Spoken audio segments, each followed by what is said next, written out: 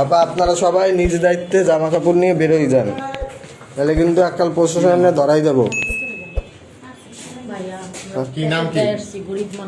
গরিব মানুষ, আপনাদের লোকজন রাস্তায় মানুষকে হ্যারাসমেন্ট করে কেন, কাজ কি আর নাই?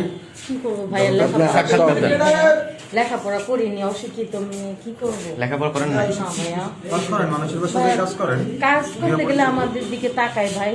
কি করবো, একটা গার্মেন্টসও কাজ পাই না, কি করবো ভাই? কতদিন যাবত এই প্রফেশনে আছেন ভাই আপনি? 6 মাস দিলাম। 6 মাস ধরে এই জায়গায় কতদিন? এখানে এবার কার মাধ্যমে আসছেন আপনি? আমি একটা কাস্টমার বলছে আসছে। এই মালিক ব্যবসা করায়? না না, আমি এদেরকে চিনি না, আমি প্রথম আসছি ভাই।